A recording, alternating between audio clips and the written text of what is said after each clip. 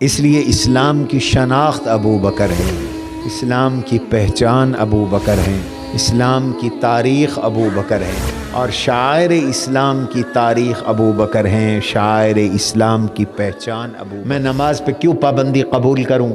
میں تلاوت پہ کیوں پابندی قبول کروں؟ نہ تلاوت پہ پابندی لگ سکتی ہے، نہ قرآن کے پڑھنے پہ پابندی لگ سکتی ہے، نہ نماز کی ادائیگی پہ پابندی لگ سکتی ہے۔ اور اگر کوئی حکومت، کوئی حکمران پابندیاں لگائے تو پھر سنت صدیقی یہی ہے، ان پابندیوں کو توڑ ڈالو۔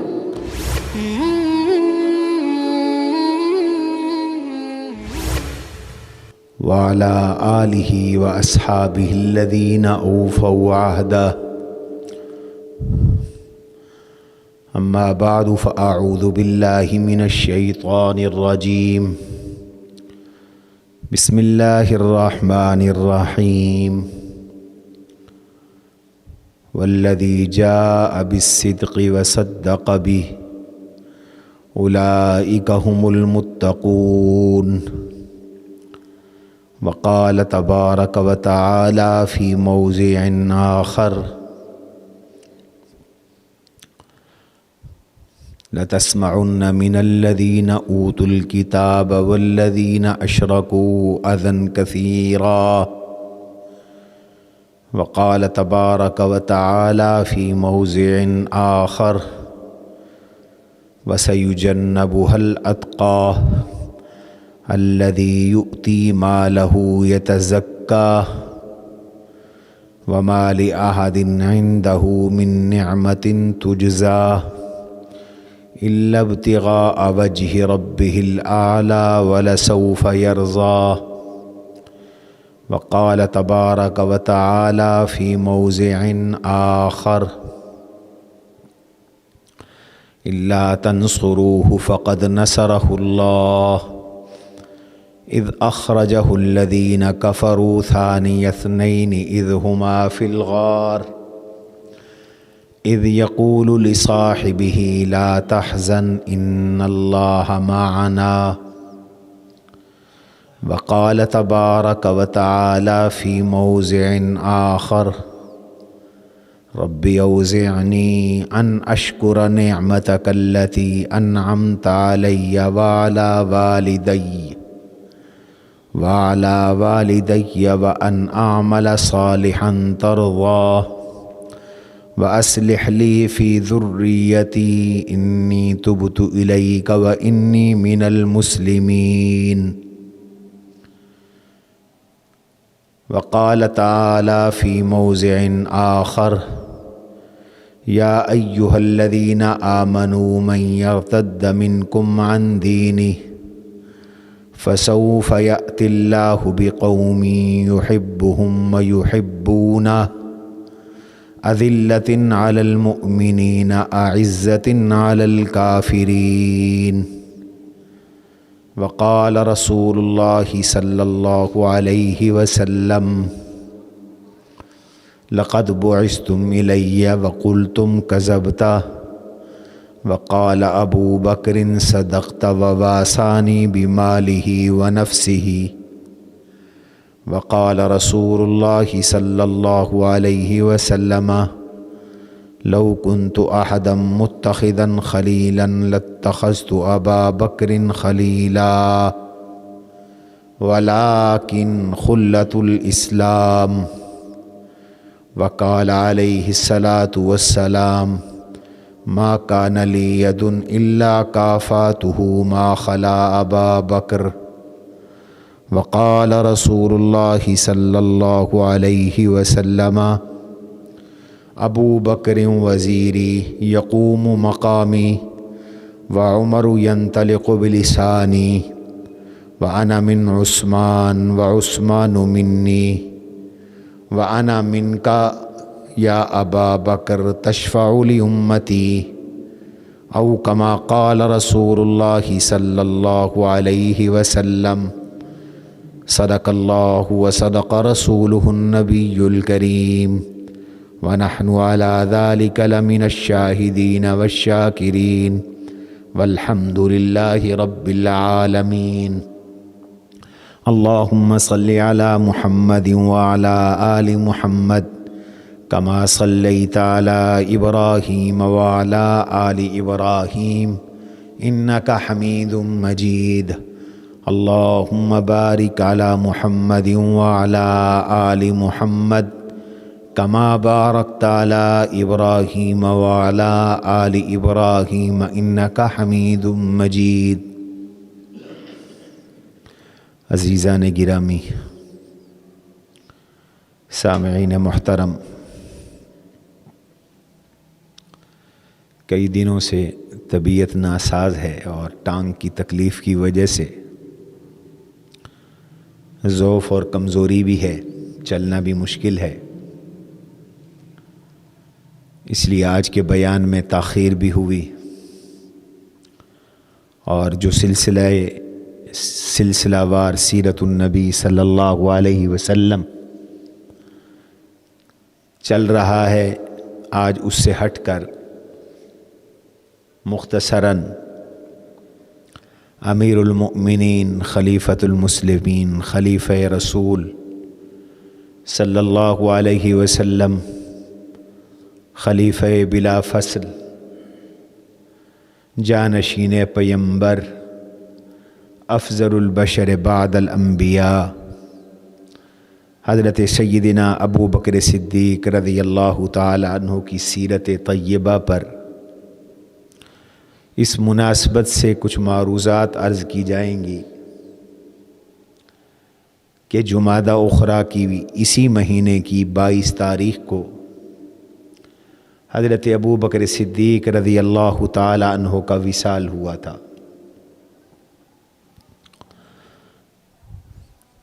حضرت سیدنا ابو بکر صدیق رضی اللہ عنہ پہلے روز سے ہی حضور صلی اللہ علیہ وسلم کے رفیق، وزیر، مشیر، اسلام کے عالم بردار، حضور کے مصدق، دین کے مبلغ و مجاہد، اور حضور پاک صلی اللہ علیہ وسلم کے معتمد بنے، اور حضور کے وصال تک اور پھر خلافت سے لے کر اپنے وصال تک وہ اسلام کی پہچان بن گئے۔ عہد نبوت میں اور آج تک تمام زمانوں میں جب بھی اسلام کا نام آتا ہے یا کوئی اسلام پر بات کرتا ہے یا اسلام کا تعارف کرتا ہے یا اسلام کی تاریخ بیان کرتا ہے تو حضور علیہ الصلاۃ والسلام کے ساتھ حضرت ابو بکر صدیق کا نام بھی لازمی آتا ہے۔ قرآن کریم ہو یا حضور کی احادیث ہوں یا اسلامی تاریخ ہو، قرآن کریم کو کہیں سے کھولیں گے جہاں حضور علیہ الصلاۃ والسلام کا ذکر مبارک ہوگا تو اشارتاً، کنایتاً، صراحتاً وہاں حضور کے صحابہ اور خاص طور پر حضرت ابو بکر صدیق رضی اللہ تعالی عنہ کا نام نامی اسم گرامی ہوگا۔ جب بھی کوئی اہم کام آیا تو عہد نبوت میں حضور علیہ السلام نے اپنے ساتھ حضرت ابو بکر کو رکھا، ابو بکر کبھی حضور سے پیچھے نہیں ہوئے، اس لیے اسلام کی شناخت ابو بکر ہیں، اسلام کی پہچان ابو بکر ہیں، اسلام کی تاریخ ابو بکر ہیں،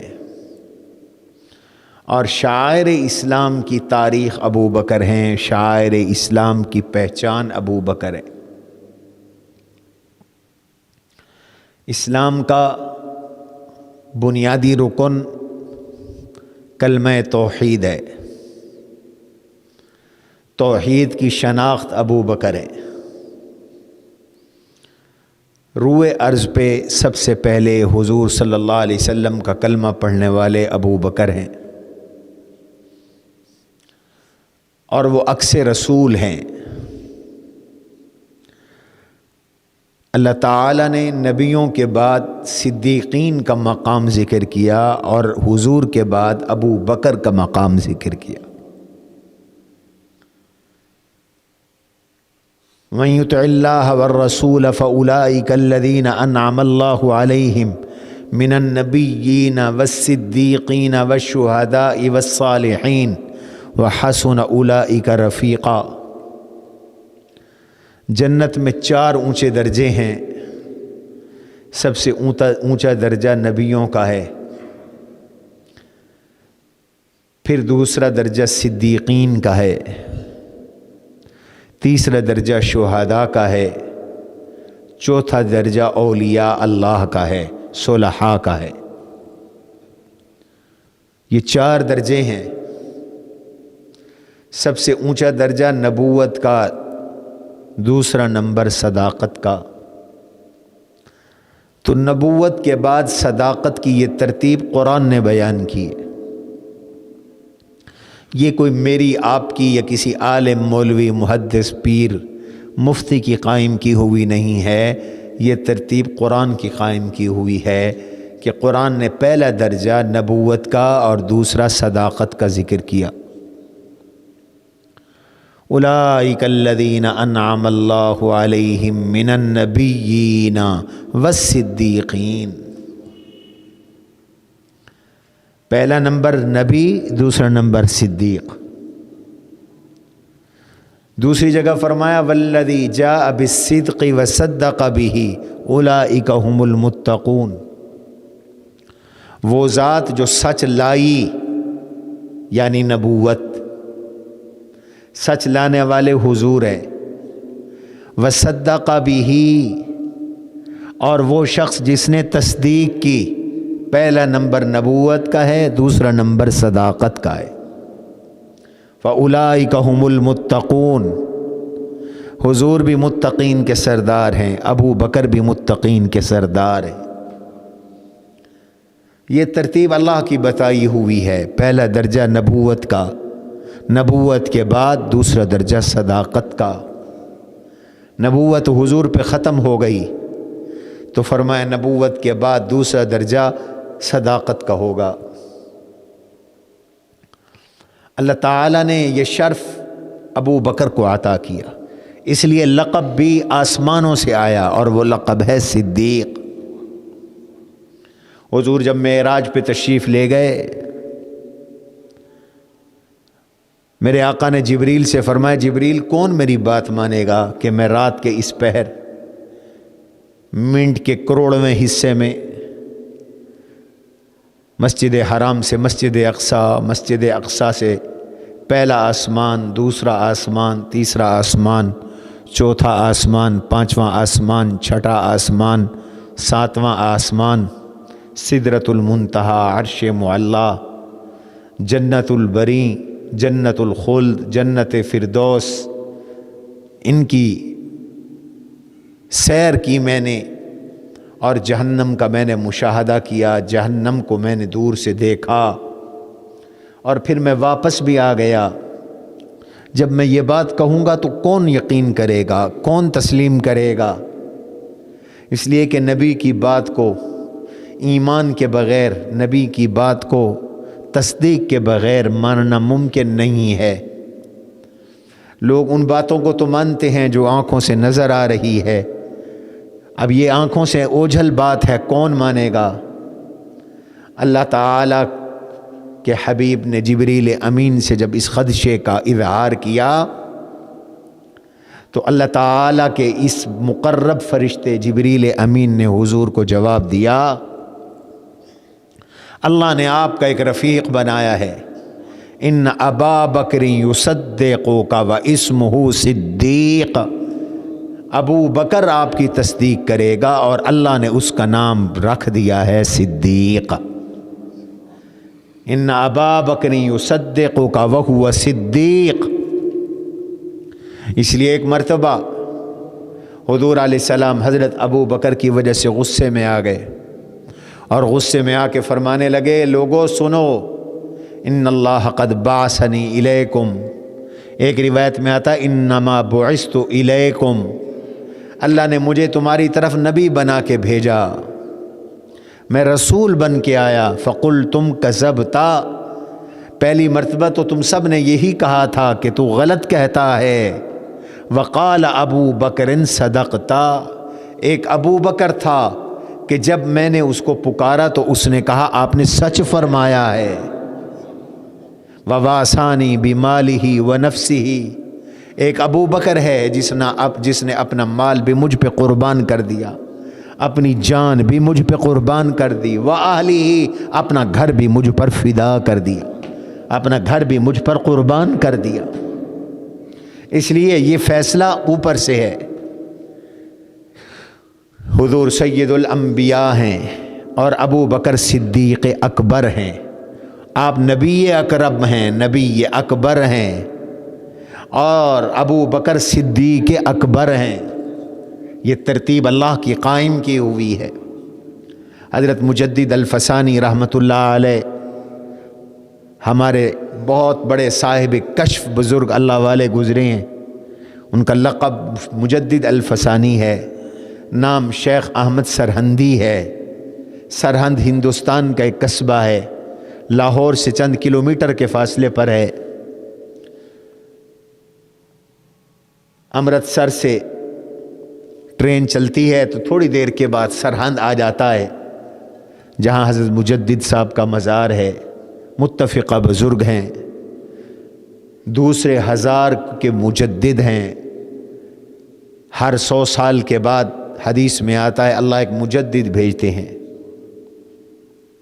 ان اللہ یبعث علی کل رأس 100 سنین 100 سنۃ من یجدد لہا دینہا، اللہ ہر صدی کے بعد ایک شخصیت ایسے بھیجتی ہیں جو دین کو پھر سے نیا کرتا ہے، تر و تازہ کرتا ہے، دین سے کھوٹ کو ملاوٹ کو دور کرتا ہے۔ لوگ رسموں بدعتوں رواجوں اپنی خواہشات کو دین میں مکس کر دیتے ہیں، وقت گزرنے کے ساتھ ساتھ بہت سی چیزیں دین میں لوگ داخل کر دیتے ہیں اور بہت سی چیزیں لوگ دین سے نکال دیتے ہیں۔ فرمایا ہر صدی کے بعد اللہ ایک ایسے بزرگ بھیجتی ہے، ایسا عالم بھیجتی ہے جو لوگوں کو دین کھرا کر کے دے دیتا ہے، وہ بتا دیتا ہے یہ صحیح ہے، یہ غلط ہے، یہ سنت ہے، یہ بدعت ہے، یہ شریعت ہے، یہ رسم اور رواج ہے، یہ ٹھیک ہے، یہ غلط ہے۔ اس کو مجدد کہتے ہیں۔ ہر 100 سال کے بعد مجدد آتا ہے۔ پہلی صدی کے مجدد حضرت عمر ابن عبدالعزیز رحمہ اللہ تھے، جنہوں نے تجدید کی اور حدیث کی حفاظت کی۔ ہماری پچھلی صدی کے مجدد مولانا محمد الیاس کاندلوی تھے، جنہوں نے تبلیغی جماعت کی شکل میں دین کی تجدید کی۔ مولانا اشرف علی تھانوی تھے، جنہوں نے اصلاح خلق اور تصنیف و تالیف کی شکل میں دین کی تجدید کی۔ اور پھر ہر 1000 سال کے بعد بھی علماء کہتے ہیں ایک مجدد آتا ہے۔ تو شیخ احمد سرہندی مجدد الفسانی ہے۔ پہلے 1000 سال کے بعد جو دوسرا 1000 سال شروع ہوا اس کے مجدد حضرت شیخ احمد سرہندی رحمۃ اللہ علیہ ہیں، نقشبندی ہیں، بڑے اونچے درجے کے بزرگ ہیں۔ وہ فرماتے ہیں کہ حضور اور صدیق میں فرق سمجھو، نبی اور صدیق میں فرق ہے، یہ ہے بڑی عجیب بات کی ہے۔ فرمایا کہ ایک شخصیت کو شیشے کے سامنے کھڑا کر دو تو ایک وہ ہے جو سامنے کھڑی ہے ذات، ایک وہ ہے جو شیشے میں نظر آ رہی ہے۔ جو سامنے کھڑی ہے وہ نبی ہے، جو شیشے میں نظر آ رہی ہے وہ صدیق ہے۔ لوگوں نے کہا حضرت ابو بکر اور عمر کے مقام کا کیا فرق ہے؟ ابو بکر و عمر کے مقام کا کیا فرق ہے؟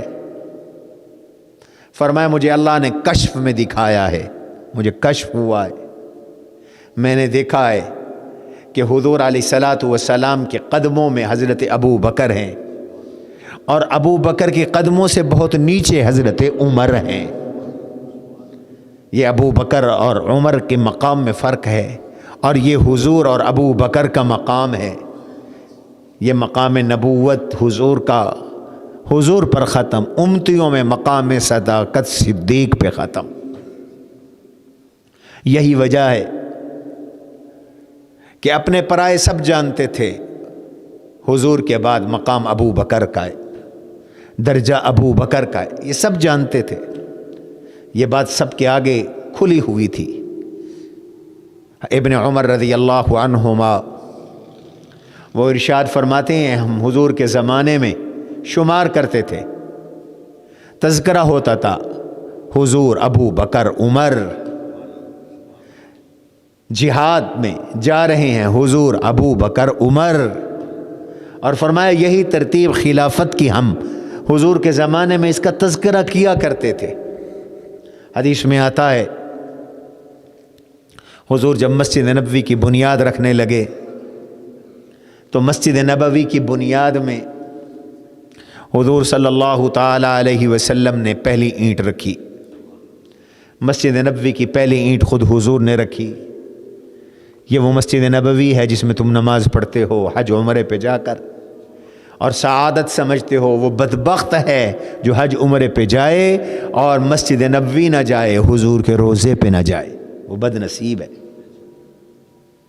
جس مسجد کے بارے میں ایک حدیث میں آیا ایک نماز پڑھو تو 1000 کا ثواب ہے، ایک حدیث میں آیا ایک نماز پڑھو تو 50,000 نمازوں کا ثواب ہے۔ صلاۃ فی مسجدی ھذا کالف صلاۃ مما سواہ الا المسجد الحرام، میری مسجد نبوی میں ایک نماز پڑھنا ایسے ہے جیسے 1000 نماز پڑھنا ہے سوائے مسجد حرام کے۔ مسجد حرام میں ایک نماز کا ثواب فرمایا 1,00,000 کے برابر ہے۔ ایک روایت میں 50,000 ہے۔ حضور مسجد نبوی کی سنگ بنیاد رکھنے لگے، پہلی اینٹ نے رکھنے لگے، پہلی اینٹ حضور نے رکھی، پھر ابو بکر کو بلایا، دوسری اینٹ ابو بکر نے رکھی، پھر عمر کو بلایا، تیسری اینٹ عمر نے رکھی۔ یہ ترتیب کو ہم نے بنائی، یہ ترتیب اللہ نے بنائی، اللہ کے حبیب نے بنائی۔ حضور نے خواب دیکھا، میرے نبی کا ہر خواب سچا ہے اور ہر خواب سے علم کے سمندر پھوٹتے ہیں، حضور کے ہر خواب سے علم کے سمندر پھوٹتے ہیں۔ فرمایا میں نے خواب دیکھا، اللہ نے آسمان سے ترازو اتارا، جیسے اعمال کا ترازو ہے، یہ ترازو بہت بڑا ہے۔ حدیث میں آتا ہے 7 آسمان و زمین اس کے ایک پلڑے میں آ جائیں گے، اتنا بڑا ترازو ہوگا یہ اعمال کا، جس میں میرے آپ کے اعمال تلنے۔ اللہ نے ایسا ہی ایک ترازو خواب میں حضور کو دکھایا، اس کے ایک پلڑے میں حضور فرماتے ہیں اللہ نے مجھے رکھا، دوسرے پلڑے میں میری پوری امت کو رکھا۔ فراجح میزانی، حضور فرماتے ہیں میرے ترازو کا پلڑا پوری امت سے بڑھ گیا، میں وزنی اور بھاری ہوا۔ پھر فرمایا کہ اللہ نے اس ترازو کے ایک پلڑے میں ابو بکر کو بٹھایا اور دوسرے پلڑے میں پوری امت کو رکھا، امت کے میں تمام صحابہ، امت میں تمام تابعین، امت میں تمام اولیاء اللہ، امت میں تمام علماء، امت میں تمام اتقیاء، امت میں تمام اصفیاء، امت میں تمام مبلغین، امت میں تمام مجاہدین، امت میں تمام تجار صادقین، امت کے اندر تمام صالحین، تمام شہداء، تمام اولیاء اللہ، سب کو رکھا اللہ نے۔ فرجح میزان و ابی بکر، پوری کی پوری امت کا پلڑا اوپر ہو گیا، اکیلے ابو بکر کا پلڑا نیچے ہو گیا۔ ثم وزنا، پھر اللہ نے وزن کیا، فوضع فی کف عمر، پھر ایک پلڑے میں حضرت عمر کو رکھا اور دوسرے پلڑے میں پوری امت کو رکھا، پوری امت کو دوسرے پلڑے میں رکھا۔ تو اب پوری امت کا پلڑا اونچا ہو گیا، عمر کا پلڑا بھاری ہو گیا، نیچے ہو گیا۔ یہ اللہ کے نبی نے اپنا خواب بیان کیا، یعنی پوری امت کا مقام نیچے کم، حضور کا مقام سب سے اونچا، حضور کے بعد پوری امت کا مقام کم، اکیلے ابو بکر کا مقام اونچا، ابو بکر کے بعد پوری امت کا مقام کم، عمر کا مقام اونچا۔ اور ایک روایت میں یوں آتا ہے، اللہ نے ایک پلڑے میں مجھے بٹھایا، دوسرے پلڑے میں ابو بکر کو بٹھایا، تو میرا پلڑا بھاری ہو گیا، پھر میں اتر گیا، پھر ایک پلڑے میں ابو بکر کو بٹھایا، دوسرے پلڑے میں عمر کو بٹھایا، ابو بکر کا پلڑا عمر سے بھاری ہو گیا، پھر ایک پلڑے میں حضرت عمر کو بٹھایا، دوسرے پلڑے میں پوری امت کو بٹھایا، حضرت عمر کا پلڑا سب سے بھاری ہو گیا۔ اللہ کے نبی علیہ الصلوۃ والسلام ہر کام میں ابو بکر کو اپنے ساتھ رکھتے تھے، کبھی ابو بکر کو الگ نہیں کیا۔ تو میں نے عرض کیا تھا، ارکان اسلام میں پہلا رکن ہے توحید، عقیدہ۔ توحید میں ابو بکر مقدم ہے، ابو بکر سب سے آگے ہیں، سب سے پہلے حضور کے مصدق ہیں۔ اس لیے تو حضور صلی اللہ علیہ وسلم نے ارشاد فرمایا نا، قلتم کذبت وقال ابو بکر صدقت وواسانی بمالہ واہلہ ونفسہ واہلہ۔ سب کہہ رہے تھے غلط ہو، ابو بکر کہہ رہا تھا سچ کہتے ہو، اور جان مال آل اولاد سب کچھ مجھ پر قربان کر دیا، سب کچھ مجھ پر قربان کر دیا۔ دوسرا رکن ہے اسلام کا نماز۔ نماز بھی ابو بکر، نماز کی پہچان بھی ابو بکر ہے۔ علماء کہتے ہیں اسلام میں سب سے پہلی مسجد ابو بکر نے بنائی تھی۔ کعبے کے بعد سب سے پہلی مسجد جو مکہ میں بنی وہ ابو بکر نے اپنے گھر سے باہر بنائی تھی۔ ابو بکر نماز پڑھتے تھے، قرآن پڑھتے تھے، روتے تھے، عورتیں جمع ہو جاتی، بچے جمع ہو جاتے، مشرکین کی عورتیں اور بچے ابو بکر کا قرآن سن کر مسلمان ہو جاتے۔ صحیح بخاری کی حدیث ہے، مشرکین مکہ نے ابو بکر کو ستانا شروع کر دیا۔ ابو بکر صدیق رضی اللہ عنہ اپنا سامان اٹھا کر مکہ سے چلے گئے، برق غماد پہ پہنچے، وہاں ایک سردار ملا، اس کا نام تھا ابن الدغنہ۔ ابن الدغنہ کہا این تذهب یا ابا بکر، ابو بکر کہاں جا رہے ہو؟ فرمایا اللہ کی زمین میں ہجرت کر کے جا رہا ہوں، تیری قوم مجھے عبادت نہیں کرنے دیتی۔ حدیث میں آتا ہے ابن دغنہ نے دو باتیں کہیں، اس نے کہا انک لتصل الرحم، ابو بکر تو پورے عرب میں سب سے زیادہ صلہ رحمی کرنے والا ہے، وتقری الضیف، تجھ سے بڑا کوئی مہمان نواز کوئی نہیں، وتعین علی نوائب الحق، دوسروں کی تو مدد کرنے والا ہے، مشکل میں دوسروں کی تو مدد کرتا ہے، لہذا مثلک لا یخرج ولا یخرج، تجھ جیسا آدمی نہ جا سکتا ہے نہ اس کو نکالا جا سکتا ہے، چل میرے ساتھ۔ ابو بکر کو ساتھ لائے اور مکہ میں کھڑے ہو کے اعلان کر دیا کہ لوگوں ابو بکر میری پناہ میں ہیں، کوئی ابو بکر سے کچھ نہیں کہہ سکے گا۔ عرب میں رواج تھا جب ایک پناہ دے دیتا تھا تو کوئی اس کو چھیڑتا نہیں تھا۔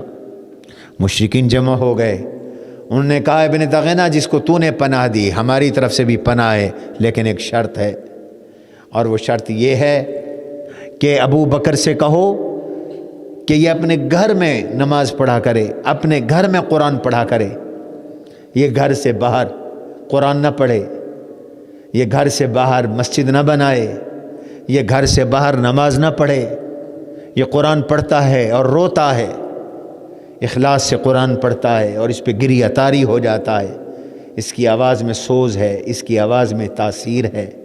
آواز میں چاشنی ہے، ہماری عورتیں سنتی ہیں تو ان سے برداشت نہیں ہوتا، ہمارے بچے سنتے ہیں ان سے برداشت نہیں ہوتا، ہماری عورتیں اور بچے اس سے متاثر ہو کر دین بدل لیتے ہیں، مذہب بدل لیتے ہیں، اسلام اختیار کر لیتے ہیں، اس پہ پابندی رہے گی۔ حضرت ابوبکر صدیق خاموش ہو گئے، ایک عرصے تک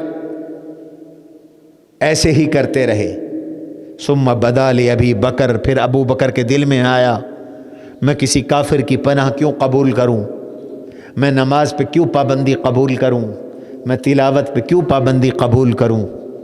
نہ تلاوت پہ پابندی لگ سکتی ہے، نہ قرآن کے پڑھنے پہ پابندی لگ سکتی ہے، نہ نماز کی ادائیگی پہ پابندی لگ سکتی ہے۔ اور اگر کوئی حکومت، کوئی حکمران پابندیاں لگائے تو پھر سنت صدیقی یہی ہے، ان پابندیوں کو توڑ ڈالو۔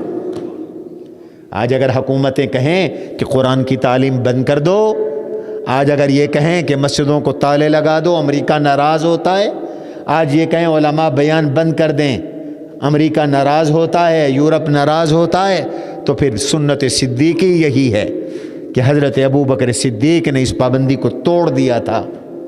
انہوں نے فنائے دار میں اپنے گھر سے باہر تھوڑی سی جگہ بنا لی، اس میں نماز پڑھنا شروع کر دی، قرآن کی تلاوت شروع کر دی۔ فَيَتَقَصَّفُ عَلَيْهِ نِسَاءُ الْمُشْرِكِينَ، مشرکوں کی عورتیں وہاں پر رش لگا لیتی، بھیڑ لگا دیتی۔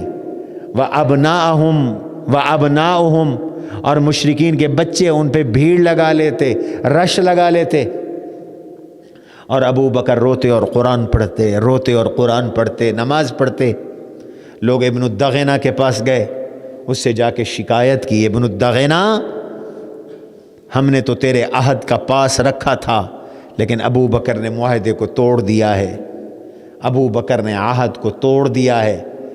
تو ابن الدغینہ حضرت ابو بکر کے پاس آیا کہ اگر آپ کو میری شرائط منظور نہیں تو میری پناہ واپس کر دیں۔ ابو بکر نے کہا میرے لیے اللہ کی پناہ کافی ہے، اللہ کے رسول کی پناہ کافی ہے، مجھے تمہاری پناہ نہیں چاہیے، مجھے یہ پابندیاں قبول نہیں ہیں۔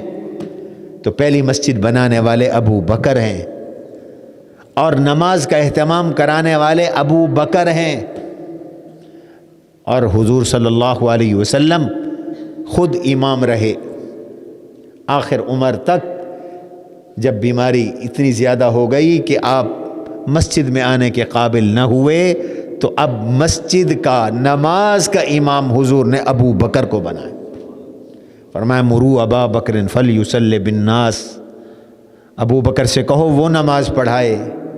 سیدہ عائشہ نے عذر کیا، ابو بکر نرم دل آدمی ہے، آپ کی مصلی پہ کھڑا ہوگا، روئے گا، اس سے ضبط نہیں ہوگا، برداشت نہیں ہوگا۔ فرمایا ہاں میں جانتا ہوں، انکن لصواحب یوسف، تم یوسف کی عورتوں کی طرح اوپر سے کچھ باتیں کرتی ہو، تمہارے دل میں اور بات ہے۔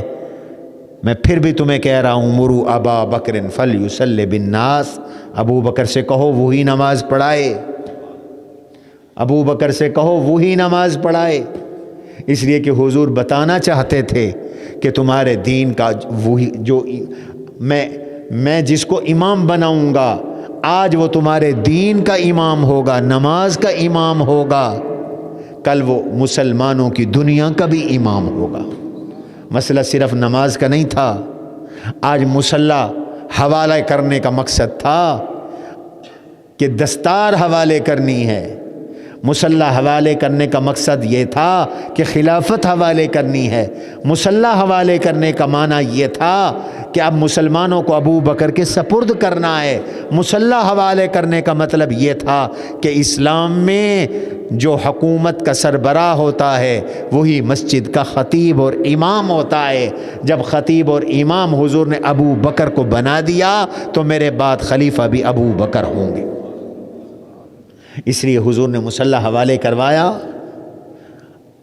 روایات میں آتا ہے ابو بکر موجود نہیں تھے، کہیں گئے ہوئے تھے، نماز کا وقت تھا، لوگوں نے ایک صحابی کو پکڑ کر مصلی پہ کھڑا کیا، حضور حجرے سے دیکھ رہے تھے، آپ نے 3 بار فرمایا لا لا لا، نہیں نہیں نہیں، اب اللہ والمؤمنون الا ابا بکر مرو ابا بکر فلیصلی بالناس، ابو بکر نماز پڑھائے گا۔ ایک روایت میں تو میں نے یہاں تک پڑھا، اور میں یا بلال ناد بالناس، بلال اٹھو اعلان کر دو کہ میرے بعد خلیفہ ابو بکر ہوگا، اور ابو بکر کے بعد عمر ہوگا، اور عمر کے بعد عثمان ہوگا، اٹھو اعلان کر دو۔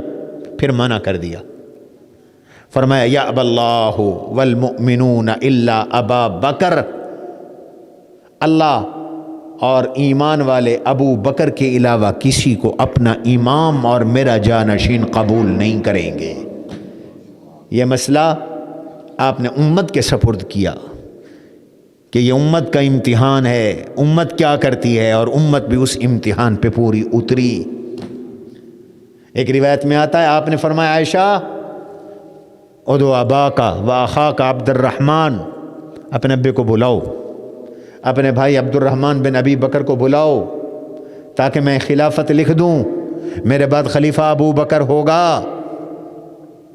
پھر فرمایا چلو رہنے دو، یا اب اللہ والمؤمنون الا ابا بکر، مسلمانوں کو میرے مزاج کا پتہ ہے، دنیا جانتی ہے کہ حضور کے بعد نمبر آتا ہے تو ابو بکر کا آتا، دنیا جانتی۔ میں یہاں بیان کر چکا ہوں، ہجرت کے موقع پر اللہ نے حضور کی رفاقت کے لیے ابو بکر کا انتخاب کیا۔ ہجرت کے موقع پر مشرکین مکہ نے اعلان کیا کہ جو شخص حضور کو گرفتار کرے اور ابو بکر کو گرفتار کرے، 2 آدمیوں کی دیت دیں گے، 200 اونٹ دیں گے۔ دیکھو کافر بھی حضور اور ابو بکر کو ساتھ سمجھتے تھے، ساتھ کہتے تھے، دونوں کی گرفتاری کا اعلان تھا، کسی تیسرے کی گرفتاری کا انہوں نے اعلان نہیں کیا۔ اور پچھلے جمعے غزوہ احد کے حالات میں نے جو آپ کو سنائے، جب احد کی جنگ ختم ہوئی اور مشرکین مکہ جانے لگے تو ابو سفیان نے کھڑے ہو کر اعلان کیا، اس نے کہا هل فیکم محمد، محمد موجود ہیں؟ چونکہ مشہور ہو گیا تھا حضور شہید ہو گئے، کوئی جواب نہ ملا۔ پھر اس نے اگلا سوال کیا هل فیکم ابو بکر، تم میں ابو بکر موجود ہیں؟ کوئی جواب نہ ملا۔ پھر اس نے کہا هل فیکم عمر، تم میں عمر موجود ہیں؟ کوئی جواب نہ ملا۔ اب ذرا غور کرو، مسلمان 750 تھے غزوہ احد کے اندر، شرکاء کی تعداد 750 تھی۔ ابو سفیان نے جاتے ہوئے حضور کے بارے میں پوچھا، حضور کے بعد 750 میں سے ابو بکر کے بارے میں پوچھا یا عمر کے بارے میں پوچھا۔ معلوم ہوتا ہے عہد نبوت میں ابو بکر کا اتنا اونچا مقام تھا کہ ہر ایک حضور کے بعد ابو بکر کو جانتا تھا، ہر ایک ابو بکر حضور کے بعد ابو بکر کو اور ابو بکر کے بعد عمر کو جانتا تھا۔ یہ تو کوئی اختلافی بات ہی نہیں۔ اللہ تعالیٰ نے حضور کی بعثت سے قبل ابو بکر کا انتخاب فرما دیا تھا۔ ترجمان السنہ میں مولانا بدر عالم میلٹھی رحمہ اللہ نے ایک حدیث ذکر کی ہے، فرمانے لگے کہ حضور علیہ الصلاۃ والسلام نے نبوت کا اعلان کیا تھا تو مکہ سے ایک شخص شام گیا، وہاں شام میں ایک یہودی عالم ملا، وہ اسے اپنے گرجا گھر لے گیا، اپنے عبادت خانے میں لے گیا، اپنے دیر میں لے گیا، عبادت خانے میں لے گیا۔ اس نے کہا جس نے نبوت کا دعویٰ کیا ہے اسے جانتے ہو؟ انہوں نے کہا جی ہاں میں جانتا ہوں۔ تو وہ تصویروں کے البم اٹھا کے لایا، اس نے ایک البم کھولا اور تصویریں دکھائیں کہ ان میں وہ ہیں، انہوں نے کہا نہیں ان میں نہیں ہیں۔ پھر دوسرا البم اٹھایا اور اس البم کو کھولا اور دکھایا کہ ان میں وہ ہیں، تو وہ ورقے پلٹتا چلا گیا، پلٹتے چلا گیا، پلٹتا چلا گیا۔ بالآخر ایک ورقہ پلٹا تو کیا دیکھتے ہیں کہ اللہ کے نبی صلی اللہ علیہ وسلم کی کوئی شبیہ یا تصویر اس نے بنائی ہوئی ہے علامات سے دیکھ کر، جو علامات پچھلی کتابوں میں حضور کے آئیں، اور آپ کی ایڑی کے ساتھ ایک شخص چمٹا ہوا ہے۔ تو میں نے دیکھا تو وہ ابو بکر تھے۔ میں نے پوچھا یہ تمہیں کہاں سے معلوم ہوا؟ کہنے لگا کہ ہماری پچھلی کتابوں میں ان دونوں کا تذکرہ آیا ہے، جہاں حضور کا تذکرہ آیا ہے وہیں ابو بکر کا تذکرہ آیا ہے۔ اس لیے فرمایا کہ ابو بکر و عمر، ایک مرتبہ آپ نے بڑی پیاری بات فرمائی، بس بات ختم کرتا ہوں، میں خود زیادہ نہیں بول سکتا۔ ایک مرتبہ ارشاد فرمایا ابو بکر وزیری یقوم مقامی، ابو بکر میرا وزیر ہے، میرا قائم مقام ہے۔ عمر ینطلق بلسانی، عمر تو میری زبان میں بولتا ہے۔ عثمان منی وانا من عثمان، عثمان مجھ سے ہے، میں عثمان سے ہوں۔ وَأَنَا مِنْكَ يَا أَبَا بَكْرَ تَشْفَعُ لِأُمَّتِي او کما قال، ابو بکر تو اور میں ایک جیسے ہیں، قیامت کے دن جیسے میں اپنی امت کی سفارش کروں گا تو بھی میری امت کی سفارش کرے گا۔ اس لیے خیال کرنا ابو بکر کو بک بک نہ کرنا۔ حضور فرماتے ہیں تشفع لامتی، قیامت کے دن ابو بکر کی شفاعت سے جنت ملے گی۔ جس کے لیے ابو بکر کی سفارش ہوگی اسی کو اللہ جنت عطا فرمائیں گے۔ حضور علیہ السلام دنیا سے چلے گئے، اب آپ کی تدفین، آپ کا کفن، آپ کا دفن، یہ امت پہ پہلی مرتبہ حادثہ پیش آیا تھا کسی نبی کی رخصتی کا۔ کچھ سمجھ میں نہیں آ رہا تھا، جنازہ کیسے پڑھیں نہ پڑھیں، غسل کیسے دیں، کون غسل دے، دفن کیسے کریں، یہ سارے فیصلے ابو بکر نے کیے، علی المرتضیٰ نے مانے۔ یہ فیصلے ابو بکر کے چلے۔ امت کو ہر مشکل مقام پر ابو بکر کی ضرورت پیش آئی، ابو بکر کھڑا ہوا، ورنہ تو جھگڑا ہو سکتا تھا۔ ابو بکر صدیق نے فرمایا میں نے حضور علیہ السلام سے سنا تھا نبی جہاں فوت ہوتے ہیں وہیں دفن ہوتے ہیں، لہذا حضور کا روضہ اطہر وہی بنے گا جہاں پر حضور کا انتقال ہوا، وہ سیدہ عائشہ کا حجرہ تھا۔ یہاں پر ایک بات یاد رکھو، آخری بات ہے اور اہم بات ہے، مسئلے کی بات ہے۔ حضور علیہ السلام نے امت کو یہ ہدایت فرمائی قبریں پکی نہ بناؤ، قبروں پہ عمارتیں نہ بناؤ، منع فرمایا آپ نے۔ یہاں تک کہ حضرت علی المرتضیٰ رضی اللہ عنہ کو، خالد ابن ولید رضی اللہ عنہ کو آپ نے فتح مکہ کے بعد بھیجا، فرمایا جاؤ جو قبر تمہیں اونچی نظر آئے اس کو زمین کے برابر کر دو۔ آپ نے منع فرمایا اس بات سے کہ قبریں پختہ بنائی جائیں، قبریں کچی بناؤ۔ حضور علیہ السلام کی سخت ہدایت ہے، تمام صحابہ کی قبریں کچی بنی۔ خلفائے راشدین میں حضرت ابو بکر، حضرت عمر تو حضور کے ساتھ دفن ہے، حضرت عثمان کی قبر کچی بنی۔ غزوہ احد کے شہداء کچی قبریں تھیں، بدر کے شہداء کچی قبریں تھیں۔ آپ نے پکی قبریں بنانے سے منع فرمایا، نہى النبی صلی اللہ علیہ وسلم ان یجسس القبور۔ علی فرماتے ہیں مجھے حکم دیا ہر اونچی قبر کو زمین کے برابر کر دو، گرا دو، لیکن امت کے لیے یہ حکم تھا۔ نبی کے لیے کیا حکم ہے؟ نبی کے احکام امت سے جدا ہوتے ہیں، بعض احکام نبی کے امت سے جدا ہوتی ہیں، نبی کی خصوصیات ہوتی ہیں۔ میں اور آپ سو جائیں ہمارا وضو ٹوٹ جاتا ہے، حضور سو جاتے تھے، حضور کا وضو نہیں ٹوٹتا تھا۔ یاد رکھو، میرے اور آپ کے لیے 4 سے زیادہ شادیاں کرنے کی اجازت نہیں ہے۔ اللہ کے نبی نے ایک وقت میں 11 نکاح فرمائے. ایک وقت میں آپ کی 9 بیویاں تھیں، آپ نے کل 11 نکاح فرمائے. یہ حضور کی خصوصیت ہے. مجھے آپ کو سامنے نظر آتا ہے. اللہ کے نبی نماز پڑھاتے تھے، آپ سامنے بھی دیکھتے تھے، پیچھے بھی دیکھتے تھے. یہ حضور کی خصوصیت. مجھے اور آپ کو سامنے کی بات نہیں سنائی دیتی. اللہ کے نبی قبر کی آوازیں بھی سن لیا کرتے تھے، برزخ کی آوازیں بھی سن لیا کرتے تھے. میری اور آپ کی آنکھ دیوار کے پیچھے کام نہیں کرتی. اللہ کے نبی کی آنکھ نے قبر میں ہوتے ہوئے عذاب کو دیکھ لیا تھا. خصوصیات ہوتی ہیں. تو یہ نبی کی خصوصیت ہے.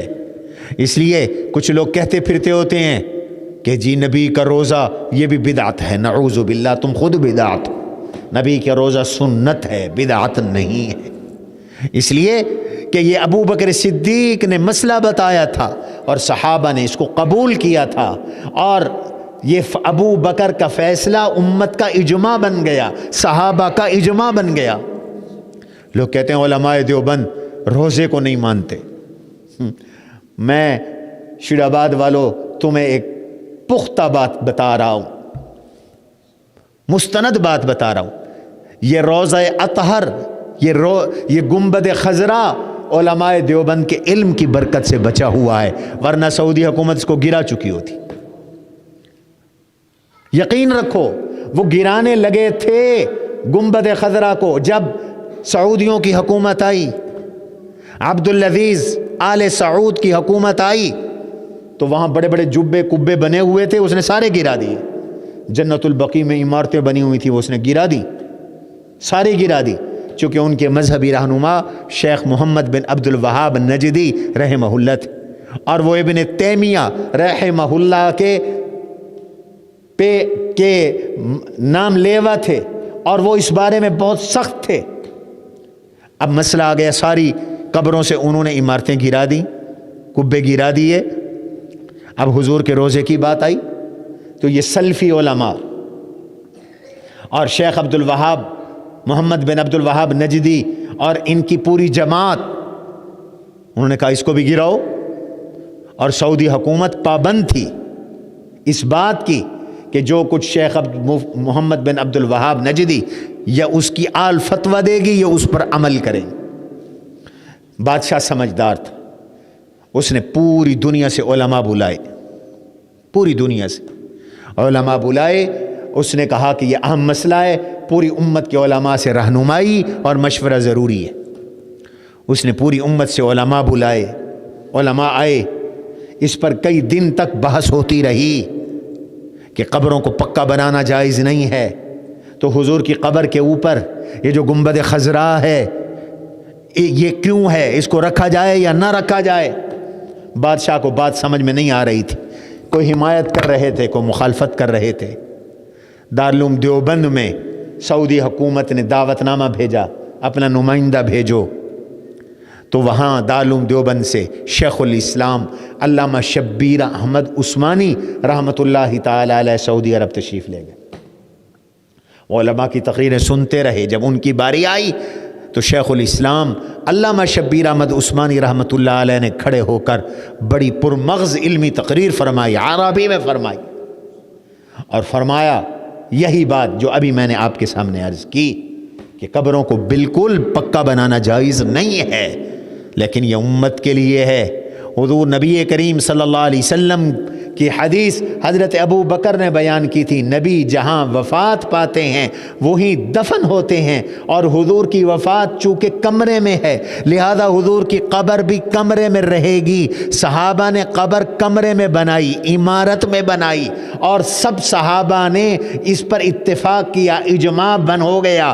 جب اس بات پہ اجماع ہو گیا صحابہ کا کہ حضور کی قبر اطہر، روضہ اطہر وہ کمرے میں ہوگا، جب صحابہ کا اجماع ہو گیا تو کسی کو اب یہ کیا مجال ہے کہ وہ ابو بکر کے حکم کو توڑے، صحابہ کے اجماع کو توڑے؟ یہ نہیں ہو سکتا.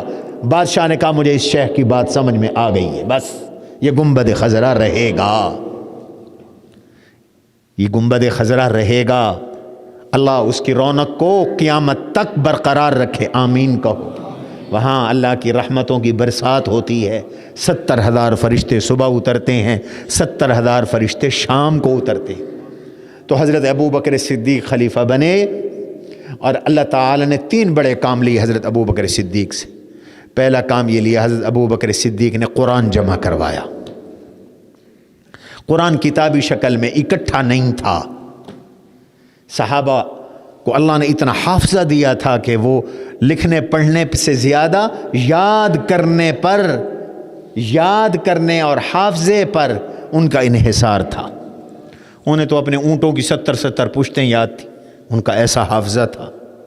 ایک بندہ کہتا ہے میں نے 70 حج کیے، میں بتا سکتا ہوں ہر حج پر میں نے کون سے اونٹ پر حج کیا، میں اپنے اونٹ کی 70 پشتیں بھی بتا سکتا ہوں۔ آپ کو تو پردادے کا نام نہیں آتا، اس زمانے کے لوگوں کو اپنے اونٹوں کی 70 پشتیں یاد ہو، اونٹوں کا نام رکھتے تھے۔ اب ضرورت پیش آئی کہ قرآن کو کتابی شکل میں جمع کرایا جائے۔ اگر یہ کام تب نہ ہوتا تو کبھی نہ ہو سکتا، اور امت لڑ مرتی آپس میں۔ ابو بکر کو سلام، اس نے امت کو قرآن اکٹھا کر کے دیا ہے۔ آج قرآن ہمارا نقطہ وحدت ہے، جو قرآن کو نہیں مانتا وہ بدترین بے ایمان ہے۔ ہمارا نقطہ وحدت قرآن ہے، قرآن پہ تو سب متفق ہونا، نبی پہ تو سب متفق ہونا، ایک ہی سب کا نبی، قبلہ بھی، کتاب بھی، کعبہ بھی ایک، کیا بڑی بات تھی ہوتے جو مسلمان بھی ایک۔ تو قرآن دیا ابو بکر صدیق نے، ایک بڑا کارنامہ۔ دوسرا کارنامہ، ختم نبوت کی چوکیداری کی، اور مسیلمہ کذاب اور نبوت، جعلی نبوت کے اس دعوے دار کو جہنم رسید کروایا ابو بکر صدیق نے، اور امت کو بتا دیا کہ جو نبوت کا دعویٰ کرے حضور کے بعد، اس کے ساتھ یہی سلوک کرنا ہے جو ابو بکر نے مسیلمہ کذاب کے ساتھ کیا۔ تیسرا کارنامہ ابو بکر صدیق نے کا کیا، وہ مرتدین کے خلاف جہاد۔ جو دین کو چھوڑ دے اس کے ساتھ اسلام کو چھوڑے، وہ کرو جو ابو بکر نے کیا۔ اور قرآن کریم کی اس آیت کا مصداق علماء نے ابو بکر کو، کتنی آیتیں ہیں قرآن کی جو ابو بکر کے بارے میں نازل ہوئی، وقت نہیں میں وہ ساری آیتیں آپ کے سامنے پڑھوں۔ علماء کہتے ہیں وَسَيُجَنَّبُهَا الْأَتْقَى، ابو بکر کے بارے میں اتری۔ علماء کہتے ہیں قال رب اوزعنی ان اشکر نعمتک التی انعمت علی وعلی والدی وان اعمل صالحا ترضاہ واصلح لی فی ذریتی، ابو بکر کے بارے میں اتری، چونکہ یہ واحد نبی کا صحابی ہے جس کی 3 پشتیں صحابی ہیں، ان کا والد صحابی، یہ خود صحابی، ان کی اولاد صحابی، ان کی 3 پشتیں نبی کی صحابی ہیں۔ اسی طرح یہ آیت بھی ابو بکر کے بارے میں اتری، یا ایھا الذین آمنوا من یرتد منکم عن دینہ فسوف یأتی اللہ بقوم یحبہ ویحبونہ، اگر تم اسلام کو چھوڑ دو گے تو میں ایک ایسی قوم لاؤں گا، یعنی ابو بکر صدیق کو کھڑا کروں گا جو اللہ کے محبوب بھی ہوگی، اللہ کی محب بھی ہوگی، اذلۃ علی المؤمنین اعزۃ علی الکافرین، یجاہدون فی سبیل اللہ ولا یخافون لومۃ لائم۔ ابو بکر صدیق حضور کے بعد جب دنیا مرتد ہوئی، قبیلوں نے اسلام چھوڑ دیا، تلوار نکل کر خود میدان میں اتر پڑے، بیٹھ گئے اونٹنی پر۔ یہ تو علی المرتضیٰ شیر خدا نے جا کے اونٹنی کی مہار پکڑی، فرمایا امیر المومنین اگر آپ شہید ہو گئے تو امت کا کیا بچے گا؟ علی المرتضیٰ شیر خدا رضی اللہ عنہ نے ابو بکر کو اونٹنی سے اتار کر واپس مدینے بھیجا، فرمایا ہم آپ کے سپاہی کس لیے ہیں، ہم جہاد کریں گے، آپ مدینہ میں بیٹھے ہیں۔ تو ابو بکر نے جہاد کروایا، اور علی نے ابو بکر کا سپاہی بن کر جہاد کیا اور بیعت کی اور اعلان کیا، یہ شیعہ سنی سب کتابوں میں موجود ہے، اعلان کیا کہ اللہ کے نبی نے ابو بکر کو ہمارے مسلح کا امام بنایا، دین کا امام بنایا، ہم اس کو اپنی دنیا کا امام بناتے، اور ان کا سپاہی بن کے جہاد کیا۔ میں آپ سے پوچھتا ہوں، ابو بکر کے ہوتے ہوئے علی نے مدینہ میں کوئی اپنی مسجد بنائی؟ عمر کے ہوتے ہوئے علی نے کوئی اپنی مسجد بنائی؟ حضرت عثمان کے ہوتے ہوئے علی نے کوئی اپنی مسجد بنائی؟ کوئی مسجد نہیں، کوئی امام بارگاہ نہیں، اسی مسجد میں انہی کے پیچھے نمازیں ادا کیں۔ میں آپ سے کہتا ہوں حسنین کریمین کن سے پڑھے؟ ان کے استادوں کے نام لاؤ، کس مدرسے میں پڑھے اس مدرسے کا نام لاؤ۔ وہ مدرسہ نبی کی مسجد نبوی تھی، ان کے استاد نبی کے صحابہ تھے، کوئی اختلاف نہیں تھا، کوئی فرق نہیں تھا۔ یہ بعد میں لوگوں نے کہانیاں گڑھی ہیں۔ تو یہ ابو بکر کا تیسرا بڑا کارنامہ ہے مرتدین کے خلاف جہاد، اور چوتھا کارنامہ مانعین زکوٰۃ سے جہاد۔ کچھ لوگوں نے زکوٰۃ کا انکار کر دیا تھا، انہوں نے کہا ہم نہیں دیں گے زکوٰۃ۔ ابو بکر صدیق نے کہا ان سے بھی لڑوں گا۔ صحابہ نے کہا حضرت یہ تو نماز پڑھتے ہیں، کلمہ پڑھتے ہیں، ان سے بھی لڑیں گے؟ فرمایا جو زکوٰۃ کا انکار کرتا ہے میرے نزدیک اس کا اسلام سے کوئی تعلق نہیں۔ جو حضور کے زمانے میں ایک رسی بھی دیتا تھا، آج وہ رسی بھی نہیں دے گا، جانور دے گا لیکن رسی زکوٰۃ کی نہیں دے گا، ابو بکر اس سے بھی لڑے گا۔ یہ چار کام کر کے اسلام کو بچا گئے ابو بکر صدیق۔ مرتدین کو ٹھکانے لگایا، منکرین ختم نبوت کو ٹھکانے لگایا، اور مانعین زکوٰۃ کو ٹھکانے لگایا، اور قرآن کو جمع کرا کر امت کو قرآن دے دیا۔ اللہ تعالی ہمیں ان بزرگوں کے اکابر کے نقش قدم پہ چلائے۔ سبحان ربک رب العزت عما یصفون وسلام المرسلین الحمدللہ۔